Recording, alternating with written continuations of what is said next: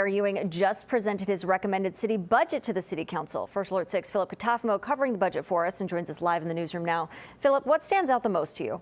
Well, Jacqueline, the proposed budget for 2027 is $1.682 billion. A few things stood out when the mayor briefed reporters this morning. If the City Council accepts everything, then Omaha Police will see its budget increase about $28 million to a total of $261.5 million. The budget would increase personnel, raise wages, add 35 vehicles, and more. While police would increase its budget, Omaha Fire's budget decreased slightly. That is mostly due to fewer capital projects, not because they're losing staff. In fact, his plan has OFD adding 9 positions and money set aside for the new fire station in Elkhorn, a training simulator, and updated training tower.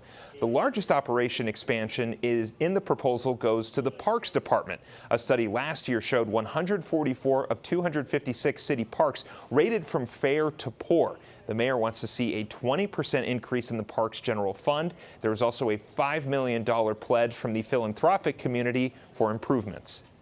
We have to fix that. So that's number one. Then the money we will be getting from the philanthropic community will be used to improve the capital aspect of parks in terms of equipment. Mayor Ewing hopes to add an assistant director and project manager, along with adding 14 more park staff members. The search is still on for a permanent parks director with the help of a contractor.